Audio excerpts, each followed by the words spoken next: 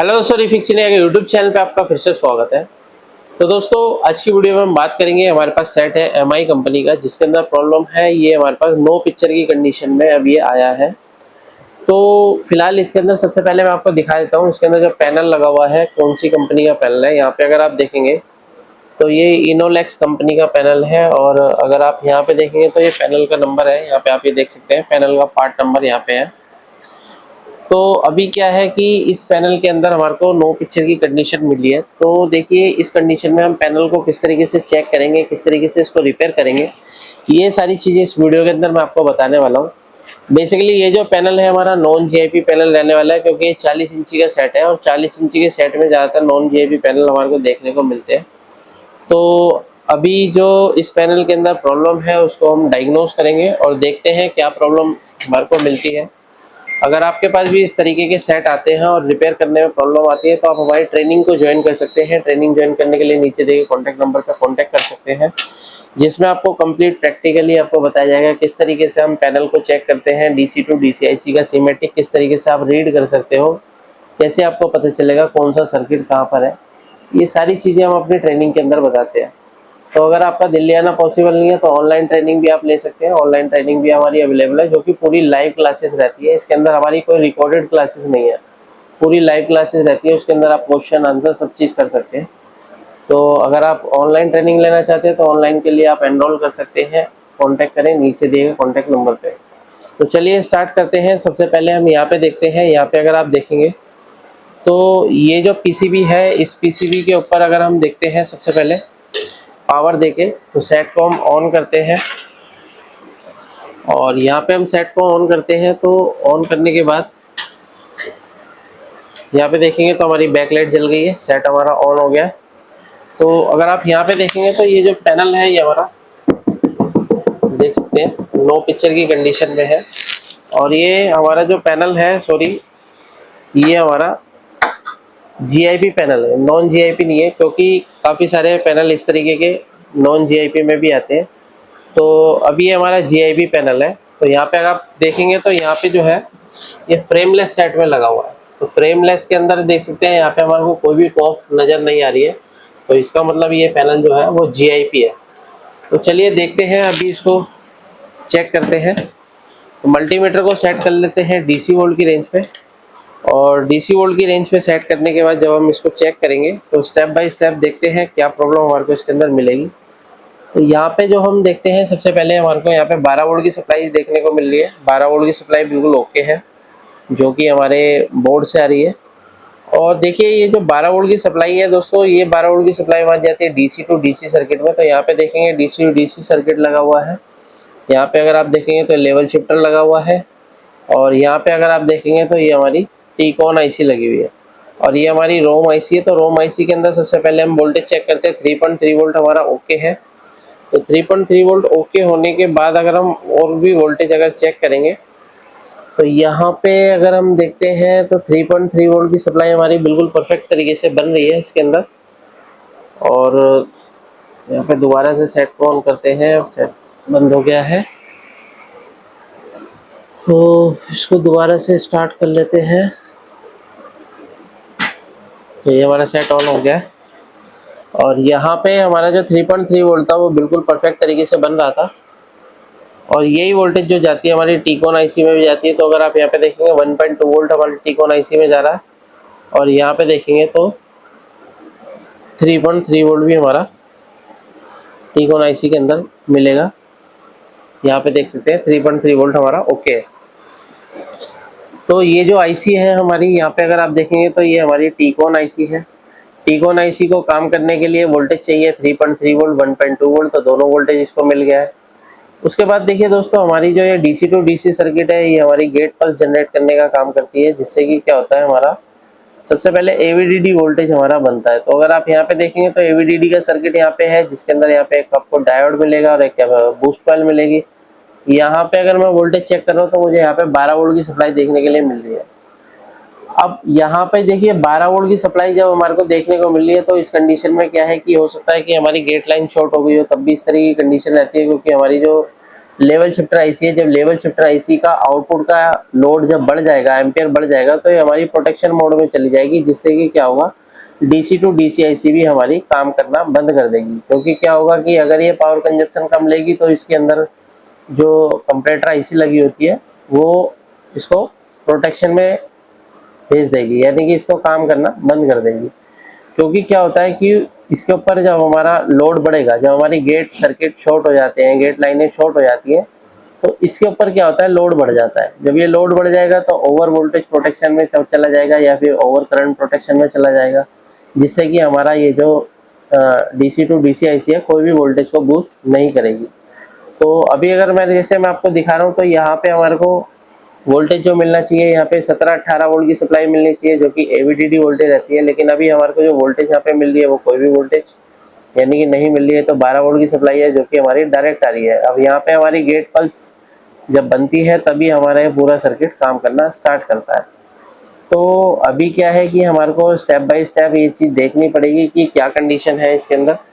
तो कई बार क्या होता है, कई बार ऐसा भी होता है किसी दूसरे सर्किट के अंदर दिक्कत होती है। अगर हमारी वीजीएल सर्किट में दिक्कत होगी या वीजीएस सर्किट में दिक्कत होगी, तब भी हमारी जो डीसी टू डीसी आईसी या प्रोटेक्शन मोड में चली जाएगी।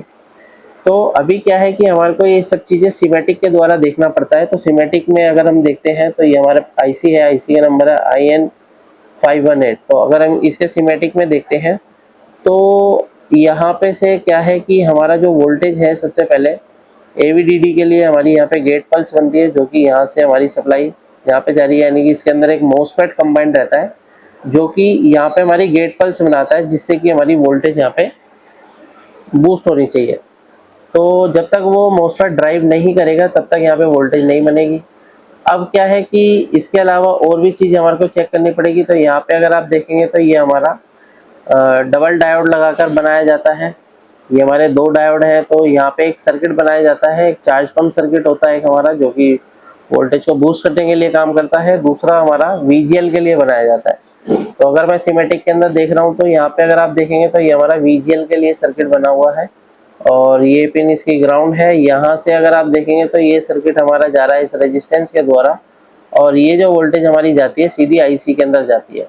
अब ये आईसी के अंदर जब वोल्टेज जाएगी तो आईसी को इसका फीडबैक मिलेगा, तभी आईसी हमारी आगे काम करना स्टार्ट करेगी। तो अगर हम यहाँ पे देखते हैं तो यहाँ पे हमारे को देख सकते हैं अभी कोई भी वोल्टेज नहीं मिल रहा है।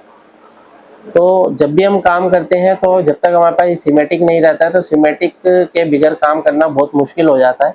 और काफ़ी सारे टेक्नीशियन जब काम करते हैं, पीसीबी को रिपेयर करते हैं, तो सबसे ज़्यादा प्रॉब्लम होने आती है कि इस सर्किट को चेक कैसे करना है।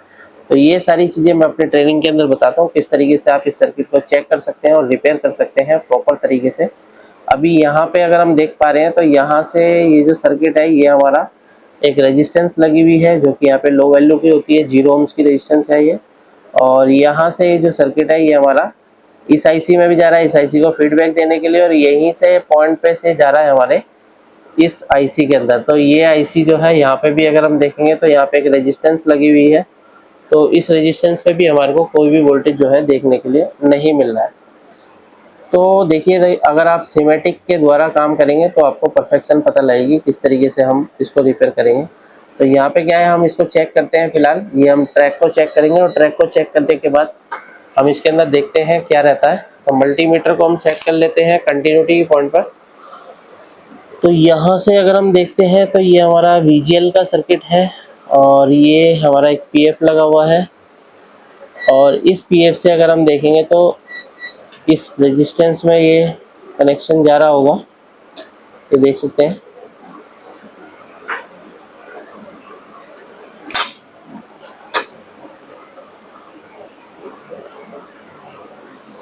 ये हमारा पीएफ से सीधा हमारा इस रेजिस्टेंस में जा रहा है। और अगर हम रेजिस्टेंस को चेक करते हैं तो रेजिस्टेंस हमारी जो है 22 ओम की रेजिस्टेंस है। और इस रेजिस्टेंस से अगर हम देखते हैं तो ये जो सर्किट है ये हमारा जा रहा है आईसी के अंदर जा रहा है, जो कि आईसी के फीडबैक के लिए जा रहा है। क्योंकि आईसी को कंफर्म होना चाहिए कि ये जो हमारा जो ड्राइव बन रही है उससे वोल्टेज हमारा बन रहा है या नहीं बन रहा है, उसी के अकॉर्डिंग ये ड्राइव बनाती है। और यहीं से वोल्टेज जो जा रहा है हमारा वो जा रहा है इस आईसी के अंदर। तो यहाँ पे अगर हम देखेंगे तो ये हमारी आईसी है जो कि लेवल शिफ्टर आईसी है। लेवल शिफ्टर आईसी के अंदर ये वोल्टेज हमारा जाना चाहिए सेम यहीं से। इसको हम चेक कर लेते हैं।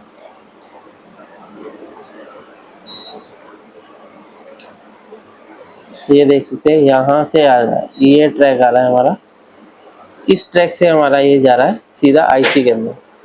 तो यहाँ पे जैसे कि अगर मैं सीमेटिक में देख पा रहा हूँ तो यहाँ पे जो मेरे को रेजिस्टेंस की वैल्यू मिल रही है वो 0 ओम्स मिल रही है, लेकिन यहाँ पे हमारे को जो रेजिस्टेंस वैल्यू दिखा रहा है वो 21 ओम्स दिखा रहा है। तो देखिए दोस्तों, कई बार क्या होता है कि ये जो हमारी लो वैल्यू की रेजिस्टेंस होती है ये एम्पियर को रोकती है और वोल्टेज को, सिग्नल को पास करती है। तो यहाँ पे अभी फिलहाल क्या हो रहा है कि यहाँ पे हमारे को 22 ओम्स दिखा रहा है, तो इसकी जगह हमारे को एक 0 ओम्स की एक रेजिस्टेंस लगानी पड़ेगी और उसके बाद हम ट्राई करते हैं क्या कंडीशन इसकी रहती है। तो यहाँ पे आप ये देख सकते हैं 0 ओम्स की रेजिस्टेंस हमारे को चाहिए। तो उसके लिए यहाँ पे क्या है, हम एक पीसीबी ले लेते हैं। इस पीसीबी के अंदर अगर हम सर्च करते हैं तो एक 0 ओम्स की रेजिस्टेंस यहाँ पे मिल रही है, ये भी 0 ओम्स है। और भी देख लेते हैं,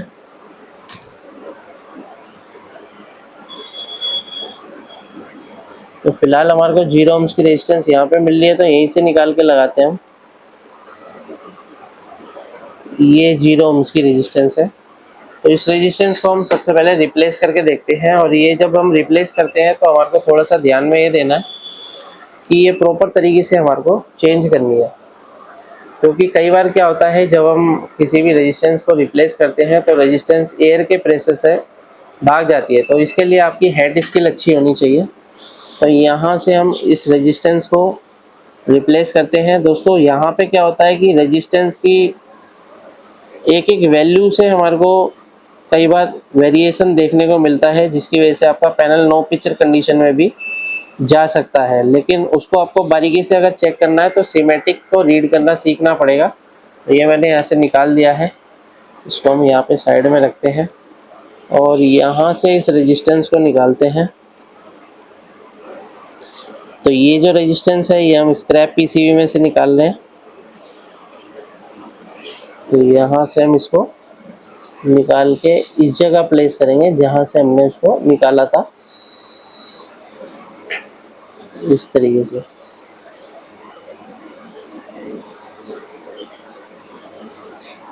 तो ये हमने यहाँ पे लगा दिया है। तो अभी क्या है कि हमने यहाँ पे जो है रेजिस्टेंस को लगा दिया है, और यहाँ पे लगाने के बाद भी अगर हम वैल्यू इसकी चेक करते हैं क्या वैल्यू हमारे को मिलती है, देख सकते हैं यहाँ पे हमारे को 0 ओम्स की वैल्यू मिल रही है। रेजिस्टेंस का टेम्परेचर अभी ज़्यादा है, इसलिए धीरे धीरे उसकी वैल्यू कम होती जा रही है। तो अभी क्या है, हम इसको दोबारा से स्टार्ट करके देखते हैं। मल्टीमीटर को सेट करते हैं वोल्टेज रेंज पे और फिर से हम इसको ऑन करते हैं।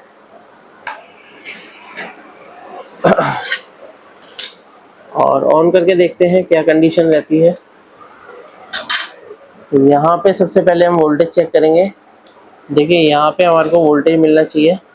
अभी देख सकते हैं माइनस वोल्टेज हमारे को मिल गया है। पहले यहाँ पे हमारे को कोई भी वोल्टेज नहीं मिल रहा था। और एवीडीडी वोल्टेज अगर चेक करते हैं तो 17 वोल्ट की सप्लाई मिल रही है।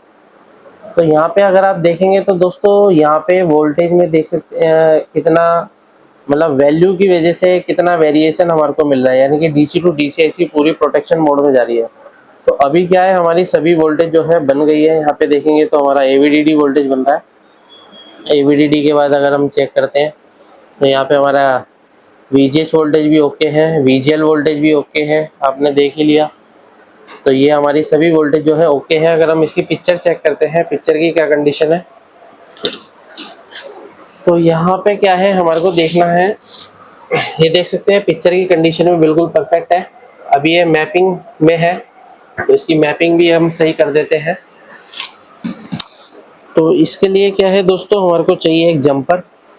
तो इसकी आईडी को हम शॉर्ट कर देते हैं और यहाँ पे अगर हम चेक करेंगे, इसको ऑफ करके ऑन करेंगे दोबारा से, अगर हम देखते हैं तो ये हमारा जो सेट है मैपिंग से भी बाहर आ जाएगा। तो कुछ एमआई के कुछ सेट ऐसे होते हैं जिसके अंदर आईडी का इशू आ जाता है। यहाँ पे अगर आप देख सकते हैं अभी हमारा मैपिंग से बाहर आ गया है, पिक्चर हमारे को बिल्कुल क्लियर नज़र आ रही है। तो इस तरीके से अगर आपके पास भी पैनल आते हैं, आप आसान तरीके से रिपेयर करना चाहते हैं, तो आप पूरी ट्रेनिंग को ज्वाइन कर सकते हैं, जिसके अंदर आपको कंप्लीट बताया जाता है पैनल किस तरीके से काम करता है। सॉफ्टवेयर से रिलेटेड भी कई सारे फॉल्ट आते हैं जो कि एमआई में आता है, टीसीएल में आता है, वन प्लस में आता है। तो सॉफ्टवेयर से रिलेटेड भी आते हैं जिसमें आपको मैपिंग की प्रॉब्लम सही करने में दिक्कत आती है, पिक्चर उल्टी आ जाती है, वो सही करने में दिक्कत आती है, पैनल आप बदलते हैं, मदरबोर्ड बदलते हैं, तो कई तरीके की दिक्कतें आपको देखने को मिलती है। तो अगर आपको वीडियो पसंद आए तो वीडियो को लाइक करें, शेयर करें, कमेंट करें। Thank you friends.